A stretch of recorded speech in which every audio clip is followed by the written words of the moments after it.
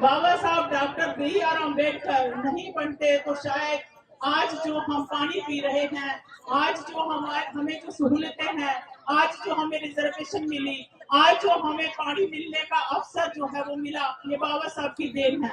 पढ़ने का मौका जो है उसके लिए हमारे ज्योतिराव फूले और माता सावित्रीबाई का संघर्ष किसी से छिपा हुआ नहीं है। बाबा साहब ने उनको अपना गुरु माना, संत कबीर को अपना गुरु माना। बाबा साहब कहते हैं कि मेरे जो महापुरुष है उनका जो संघर्ष है मैं उसी को आगे कैरी फॉरवर्ड कर रहा हूँ। तो इससे हमें शिक्षा लेनी चाहिए कि बाबा साहब जो हैं वो इतने महान व्यक्ति होकर फिर भी उन्होंने अपने महापुरुषों को इतना आदर मान सम्मान दिया और ये बात कही कि मैं उसी कारवा को आगे लेके जा रहा हूँ। माई ने उनको नहीं बताया कि हिंदू बीमार है, उसके इलाज के लिए पैसा चाहिए, लेकिन पैसा जो है वहाँ भेज दिया जाता है। बाबा साहब को नहीं पता कि मेरी बेटी जो है वो तड़प तड़प के दवाई के अभाव में उसकी मौत हो चुकी है। अब मैं मोस्ट अवेटेड और मोस्ट वेटेड हमारी गेस्ट को मंच पर बुलाना चाहूंगी, मिसेस सुनीता गंगोत्रा जी, जो सीधे जम्मू एंड कश्मीर से हमारे साथ जुड़ी हैं। प्लीज आप मंच पर आए और हमें अपने 2 शब्द सुनाएं। मैं अपनी बात शुरू करने से पहले महाकाव्य तथागत गौतम बुद्ध के चरणों में बारंबार नमन करती हूँ। भारत रत्न बाबा साहब अम्बेडकर, माता रमाई के चरणों में बारंबार नमन करती हूँ। महामना ज्योतिराव फूले, माता सावित्रीबाई फूले के चरणों में नमन करती हूँ। अपने महापुरुषों गुरु रविदास जी के चरणों में, संतों के संत कबीर के चरणों में नमन करती हूँ। मैं सुनीता गंगोत्रा हूँ। मैं जम्मू कश्मीर से सावित्रीबाई फूले मॉडर्न स्कूल से, सावित्रीबाई फूले महिला संगठन की तरफ से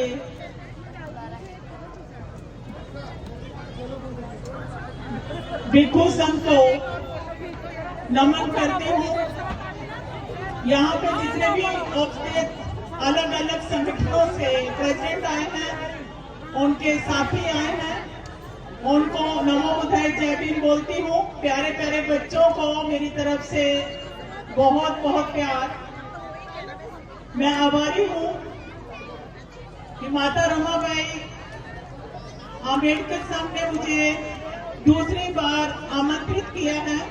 मैं अभी 3 जनवरी को जब माता सावित्रीबाई फूले जी का जन्म दिवस था तो मैं तब भी यहाँ आपके साथ थी। मुझे बहुत खुशी हो रही है। मैं यहाँ बैठ के सोच रही थी कि कितना अच्छा मैसेज जो है वो हमारी जो नेशनल कैपिटल है वहां से जा रहा है कि यहाँ पे बैठ के हमारी महिलाओं ने अलग अलग संगठनों ने बड़े हर्षोल्लास के साथ माता रमाई जो कि त्याग की मूर्ति है, जो समर्पण के प्रतीक हैं, उनका जन्म दिवस जो है बड़े हर्षोल्लास के साथ मनाया। ये मैसेज पूरे वर्ल्ड में गया है और ये मैसेज जो है ये हमारी अलग अलग स्टेट्स में भी गया है। तो मैं आभारी हूँ कि आपने मुझे यहाँ न्योता दिया और मैं आपका जो प्रोग्राम था उसको देख के मेरे मन में भी उमंग जो है वो जागी है कि मैं जम्मू कश्मीर में इसी तरीके का एक बहुत बड़ा कार्यक्रम करूंगी और उसके लिए आप सबको निमंत्रण देती हूँ कि आप इसी तरीके से उस प्रोग्राम में भी आए। और वहाँ पे एक बुद्ध स्थल है, वहाँ पे आप बुद्धा के वहाँ अवशेष हैं, दंत धातु है, वहाँ पे अखनूर में उसको देखने के लिए आप कभी भी वहाँ पे आ सकते हैं। आपको मेरी तरफ से न्योता है, आमंत्रण है। मैं जब यहाँ अलग अलग सॉन्ग के माध्यम से माता रमाई का जो जन्म दिवस है, ये जितने भी लोग यहाँ बैठे हुए हैं, जितने भी एसोसिएशंस हैं, और पूरे भारतवर्ष को बहुत बहुत बधाई देती हूँ, क्योंकि माता रमाबाई का त्याग जो है, उनका जो समर्पण जो है, ये कहना बहुत छोटी बात है, लेकिन उसको महसूस करना बहुत बड़ी बात है। अभी हम देख रहे थे कि किस तरीके से बाबा साहब ने अपने बचपन से ही संघर्ष किया और छोटे होते ही उनको कितनी सारी यातनाएं जो है वो स्कूल में सहन करनी पड़ी, उनके बाल नहीं काटे गए। अभी आपने देखा यहाँ पे रमाबाई अंबेडकर महिला संघ कोंडली दिल्ली की तरफ से माता रमाई के चरणों में नमन हमारा बहुत सुंदर प्रस्तुति थी। जगरोशनी नोएडा से जो नाटक का मंचन किया गया, मैं उससे भी बड़ी प्रभावित हुई हूँ कि किस प्रकार से उन्होंने यहाँ पे एक पेशकश दी और एक मैसेज दिया कि हमें किसी भी सूरत में बिकना नहीं है।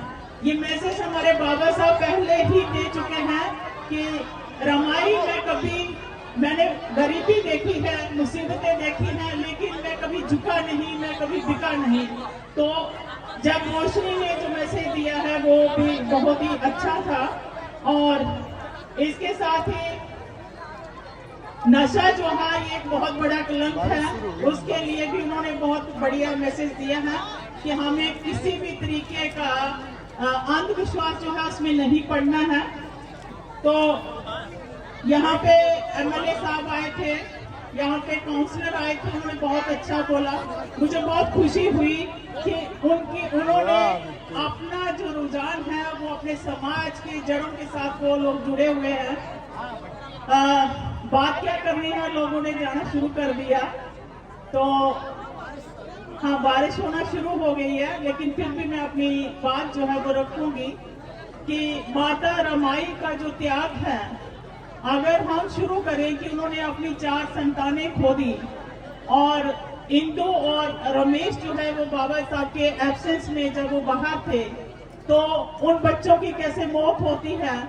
और रमाबाई अंबेडकर जो है वो अपने पति बाबा साहब अंबेडकर को ये नहीं बताती हैं, इसलिए नहीं बताती हैं कि बाबा साहब एक उच्च कोटि की शिक्षा प्राप्त करके वापस लौटेंगे, मेरा जीवन भी बाकी औरतों की तरह बहुत अच्छा होगा, मैं भी अपना घर जो है उसमें बहुत सारा सामान लाऊंगी। वो बहुत उम्मीदों से उनका इंतजार करती हैं और जब वो वापस आते हैं उसके बाद भी पीछा जो था मुसीबतों ने बाबा साहब का नहीं छोड़ा। वो जहां भी जाते उनके साथ तिरस्कार होता। अगर वो बड़ौदा में वहाँ काम करते हैं ऑफिस में, तो जिस कालीन से वो आते हैं उनका कालीन के ऊपर गौमूत्र का छिड़काव किया जाता है। तो ये तो ही जो बार बार बाबा साहब के साथ हो रही थी।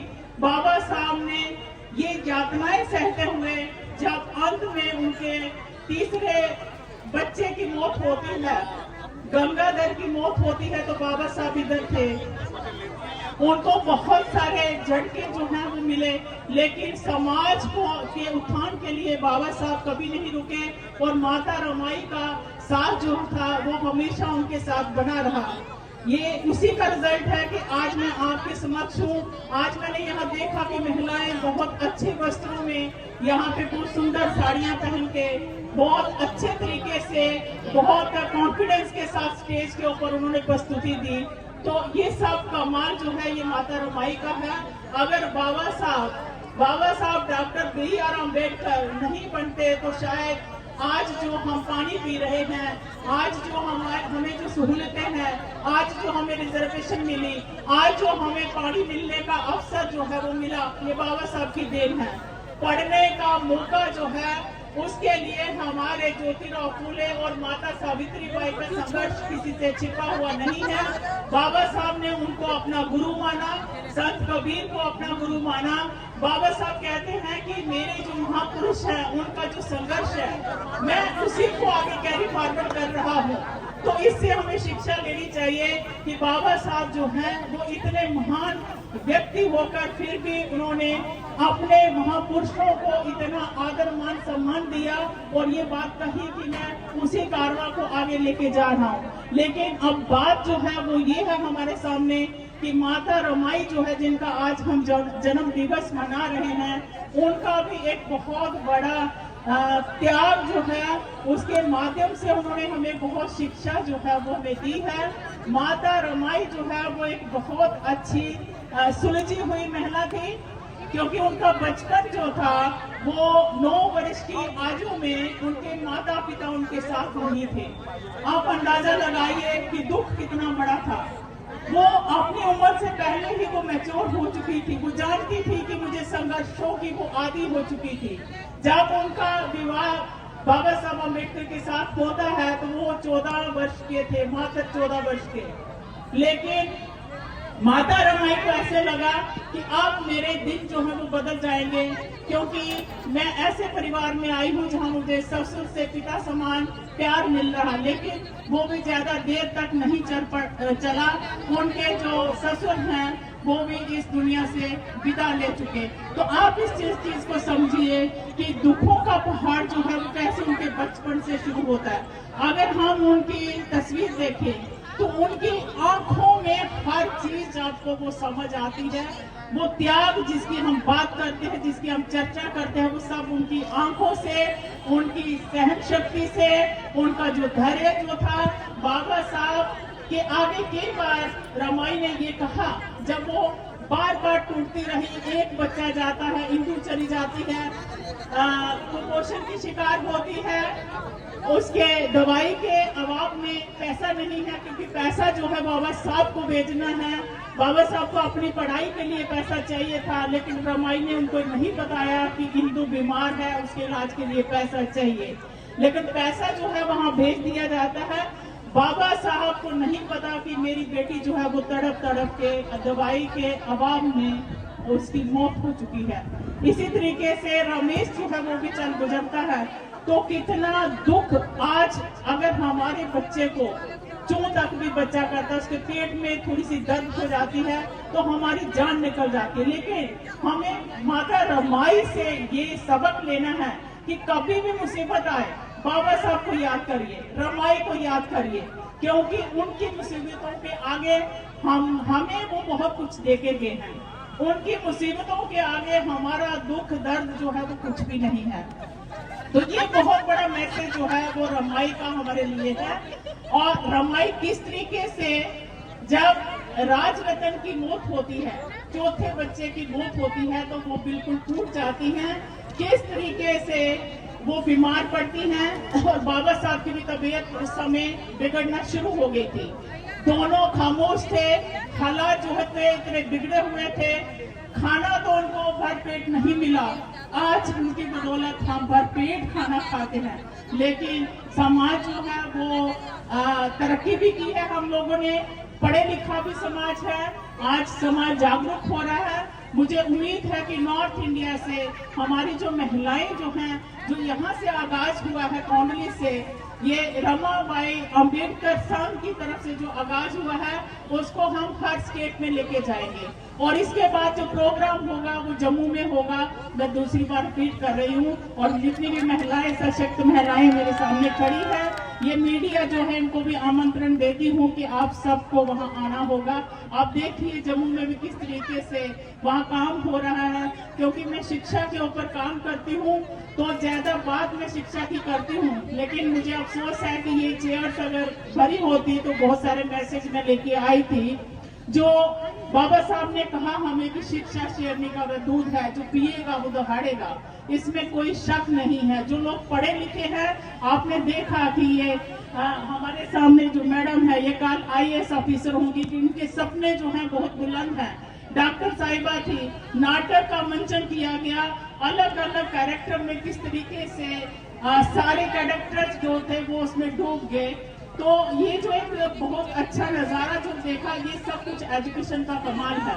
तो एजुकेशन वो चीज है जो हमें ताकत देती है, जो तर्क करने का हमें हौसले हमारे बुलंद करते, फिर हम किसी से डरते नहीं हैं। डरते इसलिए नहीं है कि बाबा साहब कभी किसी से डरे नहीं थे, कभी वो झुके नहीं थे, कभी वो बिके नहीं थे। इसलिए ना हम कभी डरेंगे, ना कभी झुकेंगे, ना कभी बिकेंगे। इस तरीके से हमारी जो महिलाएं हैं, मैं नमन करती हूँ दिल्ली की हर उस महिला को। मैं नाम लेना भूल गई, क्योंकि मैंने जब देखा कि माहौल कैसा है तो मैं उस तरीके से बोलना शुरू हो गई। तो ऑडियंस नहीं है, लेकिन जितने लोग सुन रहे हैं, मेरा मैसेज, मनीषा जी हैं यहाँ, हमारी अभी यहाँ शकुन बोध जी थी, पूनम बोध जी हैं, हमारी आशा एडवोकेट जो एमपी से आई हैं। आप सबको जान के खुशी होगी कि एडवोकेट आशा जो हैं मध्य प्रदेश से आई हैं और मैं जम्मू कश्मीर से आई हूँ, और एक यूपी से भी हमारी मैडम यहाँ डॉक्टर साहिबा बैठी हुई थी, वो आई हैं। हम अलग अलग स्टेट से, दिल्ली के मंच से एक गुहार लगाना चाहती हैं कि हम महिलाएं जो हैं, बाबा साहब ने कहा था कि मैं किसी भी समाज का आंकलन इस चीज से करता हूं कि उनकी महिलाओं ने कितनी तरक्की की है। तो बाबा साहब, हम आपकी मानते भी हैं, हम आपका बहुत आदर सम्मान करते हैं, हम ये प्रण करते हैं कि हम कभी पीछे नहीं हटेंगे। महिलाएं जो हैं वो हर स्टेट में जागरूक होंगी और अपने मिशन को, जैसे बाबा साहब ने कहा कि मिशन को आगे ले जाना है, और अगर आपसे आगे नहीं ले जाया गया तो इसको कभी पीछे नहीं जाने देना। लेकिन मुझे ऐसी उम्मीद जो है वो दिल्ली से जो है वो देखने को मिल रही है, क्योंकि रमाबाई अम्बेडकर संघ, खास करके हमारी मीना जी, मुझे मना किया था कि मेरा नाम नहीं लेना, लेकिन वो ऐसी पर्सनैलिटी है कि जिन्होंने मुझे आकर्षित किया है। मैं दूसरी बार दिल्ली आई हूँ, मेरा कभी दिल्ली आने का मन नहीं करता था, मैं अपने स्कूल को छोड़ के आई हूँ और मैं 4 दिन की छुट्टी पे हूँ, और स्कूल जो है मैंने अपने वाइस प्रिंसिपल के हवाले कर दिया कि मुझे जाना है। मुझे बहुत प्यार मिला दिल्ली में, पहली बार इतना प्यार आप लोगों ने दिया, और यही प्यार आपको जम्मू कश्मीर में मिलेगा। आप एक बार उस वादियों में आके तो देखें। तो मैं आमंत्रण देती हूँ कि आप जरूर आइए। आप, मेरा छोटा सा स्कूल है लेकिन प्रयास बहुत बड़ा है। ये एक मैसेज है, जम्मू कश्मीर में सावित्रीबाई फुले का जो स्कूल चलाना है वो एक बड़ी चुनौती है। आप लोग समझ सकते हैं कि वहाँ पे बाबा साहब अम्बेडकर को अभी कुछ ऐसे इलाके हैं जहाँ वो ये नहीं जानते कि ये कौन है। वो उनकी फोटो देख के कहते हैं ये ऐनक वाला कौन सा बाबा है। तो आप उम्मीद कर सकते हैं कि वहाँ की धरती के ऊपर अपना झंडा गाड़ना, ये आप लोगों की शक्ति है, समाज की शक्ति है, जिनसे मैं सीख रही हूँ। मैं बारंबार आपके पास 2 बार आई हूँ, मैंने बहुत सीखा है आप लोगों से। तो ये उसी का नतीजा है कि हम सावित्रीबाई फुले जो मॉडर्न स्कूल का झंडा जो है हमने वहाँ गाड़ के रखा है, क्योंकि शिक्षा के माध्यम से हम बहुत सारी चुनौतियों को स्वीकार भी करेंगे, उनका मुकाबला करेंगे। हम सामाजिक तौर पे भी हम उभरेंगे, हम राजनीतिक तौर पे भी उभरेंगे। कोई बुरी बात नहीं है राजनीति में जाना। हमारे लोगों को प्रशिक्षण देना होगा हर क्षेत्र में, ताकि हम बेस्ट करें। हमारे जो महापुरुष है उन्होंने बेस्ट करके हमारे लिए छोड़ा है, इसलिए हमें कभी भी हीन भावना का शिकार नहीं होना है। हमें अपने आप में कॉन्फिडेंस लाना है, दहाड़ना है अपने। हमारी जो मैडम एंकर जो थे, आपने देखा वो किस तरीके से यहाँ दहाड़ रही थी। तो मैं पुनः आप लोगों का थैंक यू करती हूँ, शुक्रिया अदा करती हूँ मीडिया पर्सन का, जिनको मैं पहले भी मिली थी, हमारी महिलाएं भी। इनको देख के मुझे बड़ा हौसला आता है। जम्मू कश्मीर में भी हमारी कुछ महिलाएं हैं, तो मैं पहले भी बोली थी कि यहाँ की जो महिलाएं हैं वो मीडिया कवरेज करती हैं। मैं उनको सल्यूट करती हूँ, उनके काम को, हर उस महिला को सल्यूट करती हूँ जो मिशन का काम कर रही हैं। अगर मैं किसी का नाम यहाँ लेना भूल गई हूँ तो मैं माफी चाहूंगी, क्योंकि बहुत सारी महिलाएं हैं जिनका नाम जो है वो इस टाइम मेरे मुंह पे नहीं आ रहा। लेकिन मैं आभारी हूँ सिंह साहब की कि आपको सल्यूट करती हूँ कि पूरे संगठन के पीछे बाकी जो पुरुष जो हैं जिन्होंने साथ दिया है, उनकी भी आभारी हूँ कि आपने बहुत अच्छा मैसेज जो है कौंडली दिल्ली से दिया है। तो इसके साथ ही मैं अपनी वाणी को विराम देती हूँ। तो इसके साथ ही अगर मैंने कुछ गलत बोला होगा तो आप सबसे क्षमा चाहती हूँ। नमो बुद्धाय, जय भीम, जय रमाई, जय सावित्री। हमारे चैनल बहुजन दस्तक को लाइक, शेयर, सब्सक्राइब देखना मत भूलिएगा। जय भीम, जय भारत, जय संविधान, नमो बुद्धाय। धन्यवाद। चैनल आर्थिक समस्या से गुजर रहा है। अगर आप बहुजन समाज में बाबा साहेब अम्बेडकर और तथागत बुद्ध की विचारधारा को अधिक से अधिक लोगों तक पहुंचाना चाहते हैं तो हमें आर्थिक सहयोग प्रदान करें, ताकि हम अपने चैनल के माध्यम से देश विदेश में समता, बंधुता, एकता और संवैधानिक अधिकारों को ज्यादा से ज्यादा लोगों तक पहुंचा सकें। आप अपनी सहायता राशि नीचे लिखे खाते में जमा करा सकते हैं। खाता धारक गौतम रत्ना, खाता संख्या 3169576865 IFSC कोड SBIN 0060336, बैंक भारतीय स्टेट बैंक। आप हमारे बैंक खाते का विवरण स्क्रीन पर भी देख सकते हैं। जय भीम, जय भीम। मैं गौतम रत्ना आपका बहुजन फिल्म प्रोडक्शन में स्वागत करता हूं और आप हमारे प्रोडक्शन हाउस के अंदर अपना कैरियर बना सकते हैं as a film director, as a producer and actor and actress and editor and cinematographer also. अगर आपको फिल्म से रिलेटेड कुछ भी प्रोजेक्ट आपको बनवाना है तो हमारे पास में पूरा सेटअप है, जिसमें फिल्म कैमरा है, शूटिंग लाइट्स है और एडिटिंग है। सारा A to Z एक ही जगह पर आपको हमारे यहाँ पर मिल जाएगा। तो दोस्तों, आप हमें कांटेक्ट कर सकते हैं हमारे नंबर्स पर 9810085714 और 8510005714। हमारे वेबसाइट पे विजिट कर सकते हैं www.filmserviceindia.com और हमें मेल भी कर सकते हैं gautamfilmsproduction@gmail.com पर। धन्यवाद।